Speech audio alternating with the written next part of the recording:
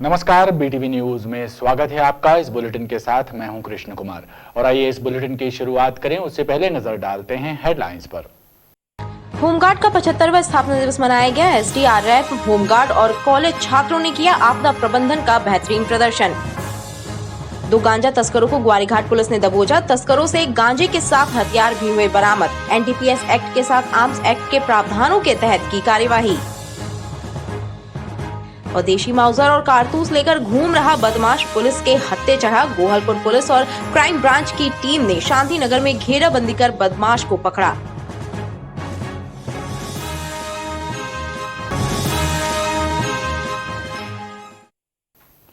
नगर निगम की विशेष न्यायाधीश स्वाति रोहरा ने ग्वारीघाट नर्मदा तट पर स्वच्छता का निरीक्षण किया और लोगों को समझाइश दी। निरीक्षण के दौरान कई मंदिर समितियों से कहा गया कि जो नालियां मंदिर से निकलकर नर्मदा में मिल रही हैं, उन्हें सोक पिट बनाकर बंद किया जाए। या तो इसको निकासी चेंज करो, ठीक है, या अगर करते हो तो इतना एरिया साफ कराओ। आमतौर पर अधिकारियों द्वारा ही नर्मदा किनारे स्वच्छता का निरीक्षण किया जाता है, लेकिन जब नगर निगम की स्पेशल जज स्वाति रोहरा निरीक्षण के लिए ग्वारीघाट पहुंची तो लोग चौकन्ने हो गए। स्वाति रोहरा ने अधिकारियों की टीम से कहा कि घाट पर रखे चेंजिंग रूम सुधरवाए जाए, साथ ही आसपास स्वच्छता का विशेष ध्यान रखा जाए। निरीक्षण के दौरान एक मंदिर समिति के सदस्यों को फटकार लगाते हुए उन्होंने नाली बंद करने और सोक पिट बनाने का निर्देश भी दिया। या तो इसको निकासी चेंज करो, ठीक है, या अगर करते हो तो इतना एरिया साफ कराओ। कम से कम ये नर्मदा जी भी तो नहीं ले जाओ, है? वहाँ की सेवा करते करते अपन को वहाँ का एकदम हालत खराब कर दी। ठीक है। 11 दिसंबर शनिवार के दिन नगर निगम मुख्यालय सहित सभी 16 जोन कार्यालयों में नेशनल लोक अदालत का आयोजन किया जाएगा। इस दिन संपत्ति कर और जल शुल्क में लगने वाले अधिभार में छूट प्रदान करने का प्रावधान है। इसके लिए करीब 80,000 बकायादारों को टैक्स नोटिस जारी किए गए हैं। नगर निगम मुख्यालय सहित सभी 16 जोन कार्यालयों में 11 दिसंबर को आयोजित होने वाली नेशनल लोक अदालत में 3 करोड़ रुपयों से ज्यादा का टैक्स जमा होने की उम्मीद जताई जा रही है।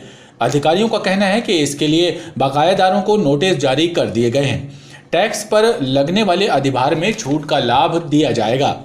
हमारे द्वारा लगातार सभी वार्डों में संपर्क किया जा रहा है और 80,000 करदाताओं को हमारे द्वारा संपत्ति करके देख दिए गए हैं, जिनसे हमारे को 74 करोड़ की वसूली होना है, और 83,000 जल शुल्क के करदाताओं को नोटिस दिए गए हैं, जिनसे 34 करोड़ की वसूली होनी है, और डोर टू डोर के 1,35,000 लोगों को देख दिए गए हैं, जिनसे 25 करोड़ की वसूली होनी है। इसके लिए हम लगातार प्रयास कर रहे हैं और वसूली ज़्यादा से ज़्यादा करने के लिए लोगों को।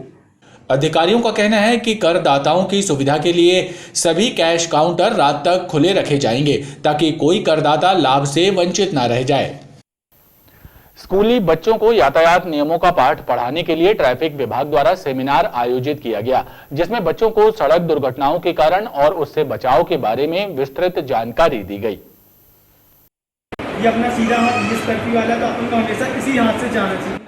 यातायात विभाग द्वारा महाराष्ट्र स्कूल में एक सेमिनार आयोजित किया गया, जिसमें ट्रैफिक एएसपी संजय अग्रवाल ने विद्यार्थियों को सड़क दुर्घटनाओं के कारणों के बारे में जानकारी और इन हादसों से बचाव के लिए यातायात नियमों का पालन करने पर जोर दिया। इस दौरान विद्यार्थियों को ट्रैफिक संकेतों के बारे में भी बताया गया। बच्चों के साथ यातायात जागरूकता को लेकर कार्यक्रम किया। यहाँ के बच्चों ने बहुत ही उत्साहपूर्वक इसमें भाग लिए और बहुत सारे अच्छे प्रश्नों के उत्तर दिए, और उन्हें हमारी टीम की तरफ से काफ़ी कुछ यातायात के बारे में बताया गया। महाराष्ट्र हायर सेकेंडरी स्कूल का इसमें पूरा सहयोग लिया, और अगले महीने इन्हीं बच्चों के साथ हम फिर से मिलेंगे। इन्हें हमने बहुत से होमवर्क दिए। सेमिनार में विद्यार्थियों के द्वारा पूछे गए सवालों के संतोषजनक जवाब भी अधिकारियों द्वारा दिए गए। अनाप शनाप बिजली बिलों के खिलाफ युवा कांग्रेस कार्यकर्ताओं ने बिजली कार्यालय का घेराव करते हुए आपत्ति दर्ज कराई। युवा कांग्रेस कार्यकर्ताओं ने कहा, महंगाई के कारण बेहाल गरीब और मध्यम श्रेणी परिवारों को थमाए जा रहे बिजली के बिल बेचैनी बढ़ा रहे हैं, इन्हें कम किया जाना चाहिए। युवा कांग्रेस कार्यकर्ताओं ने पूर्व क्षेत्र विद्युत वितरण कंपनी के अधिकारियों को पत्र सौंपकर मांग की है कि अनाप शनाप बिजली के बिल वितरित कराना बंद किए जाएं और बिलों में हो रही गड़बड़ियों को तत्काल सुधारा जाए ताकि गरीब परिवार राहत की सांस ले सके। यह तो हम सरकार से पूछना चाहते हैं कि 100-200 रुपये रोजाना कमाने वाले गरीब पैसे कमा के अपना पेट भरे, अपने बच्चों को पाले या कर्जा लेके 5-10 हज़ार रुपये बिजली का बिल भरे। इसको समस्या का निराकरण किया जाए। अगर समस्या का निराकरण नहीं होता तो युवा कांग्रेस आंदोलन करने को बाध्य होगी। वहीं विद्युत वितरण कंपनी के अधिकारियों का कहना है कि सरकार द्वारा चलाई जा रही समाधान योजना के तहत शिकायतों की सुनवाई हो रही है। बिलों में लगातार सुधार भी कराया जा रहा है। अगस्त 20 की स्थिति में जो कोरोना की स्थिति थी उस समय रोक लगा दी थी सरकार ने, स्थगित कर दिए थे वो पैसे कि अभी ना लिए जाएं, बाद में लेंगे इसको जो भी है। तो अभी जो है सरकार ने उसको वसूल करने के लिए योजना लगाई है, समाधान योजना के नाम से है, जिसमें 40% एक मुश्त भुगतान करने पर पूरी छूट है, सरचार्ज की छूट है। अगर 6 किस्त में जमा करता है तो 25% की। युवा कांग्रेस कार्यकर्ताओं ने चेतावनी दी है कि यदि जल्द समस्या हल नहीं हुई तो तीव्र आंदोलन किया जाएगा। कोरोना की तीसरी लहर की दस्तक के बीच जबलपुर में भी कोरोना के नए मामले सामने आने लगे हैं। हालांकि इनकी संख्या कम है, लेकिन जिला प्रशासन के द्वारा इस महामारी को नियंत्रित करने के लिए जनता से कोरोना गाइडलाइन का पालन करने की अपील की गई है। सोमवार को जिले में 2 लोगों में कोरोना की पुष्टि हुई है। सोमवार को जारी हुई 5224 सैंपलों की परीक्षण रिपोर्ट में से 2 लोगों में कोरोना संक्रमण पाया गया है। स्वास्थ्य विभाग से मिली जानकारी के अनुसार संक्रमण मुक्त होने पर एक व्यक्ति को डिस्चार्ज किया गया और 24 घंटे के दौरान एक भी मरीज की कोरोना से मौत होने की पुष्टि नहीं हुई है। शारदा मंदिर के समीप चोरी की मोटरसाइकिल बेचने की फिराक में खड़े एक शातिर चोर को गढ़ा पुलिस ने गिरफ्तार कर उसके कब्जे से 2 बाइक बरामद की है, जिनकी कीमत 1 लाख रुपए बताई जा रही है। शारदा मंदिर के पास चोरी की बाइक बेचने के लिए खड़े बदनपुर निवासी सोनू बर्मन को मुखबिर की सूचना पर गढ़ा पुलिस ने गिरफ्तार किया है।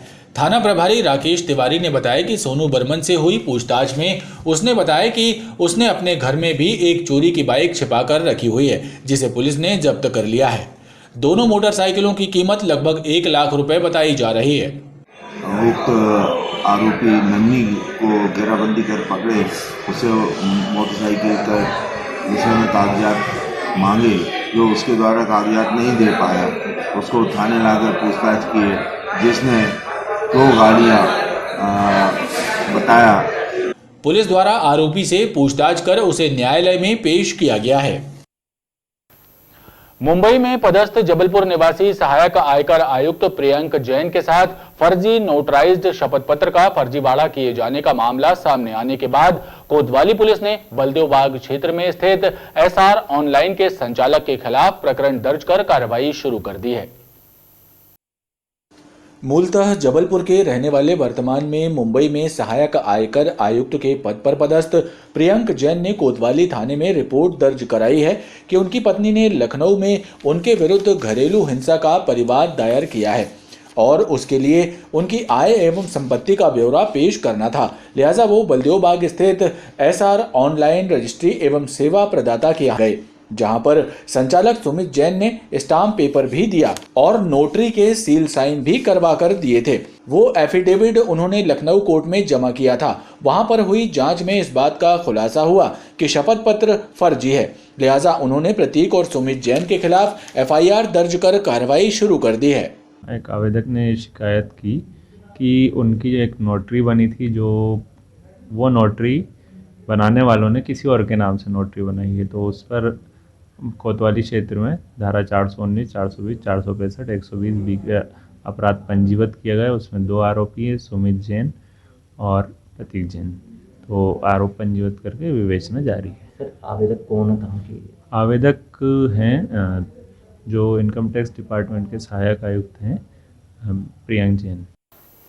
गढ़ा और संजीवनी नगर क्षेत्र चाकूबाजों का गढ़ बन चुका है। सोमवार को कचपुरा ब्रिज के नीचे 3 नकाबपोश युवकों ने एक बाइक सवार को उस वक्त चाकू मारकर घायल कर दिया जब वो अपनी बहनों को स्कूल छोड़कर घर लौट रहा था। घटना के बाद आरोपी फरार हो गए, जिनकी तलाश की जा रही है। गौतम मढ़िया के पास गढ़ा निवासी मजहर खान पर 3 नकाबपोश बदमाशों ने चाकू से हमला कर दिया।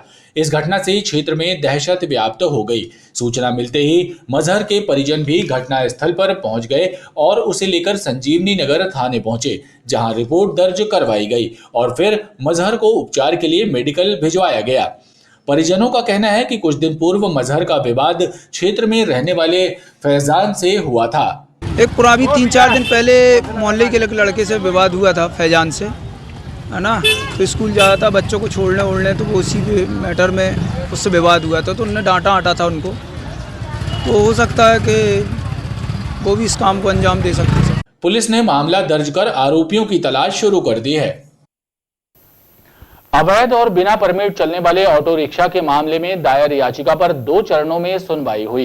इस दौरान मध्य प्रदेश उच्च न्यायालय ने राज्य सरकार के रवैये पर नाराजगी जताते हुए कार्रवाई का विस्तृत ब्यौरा पेश करने 1 दिन की मोहलत दी है। इस मामले की अगली सुनवाई 8 दिसंबर को होगी। याचिकाकर्ता सतीश वर्मा ने बताया कि राज्य सरकार राजनीतिक दबाव के चलते central motor vehicle amendment rules 2019 लागू करने से बच रही है। बहरहाल मामले की अगली सुनवाई बुधवार को नियत की गई है।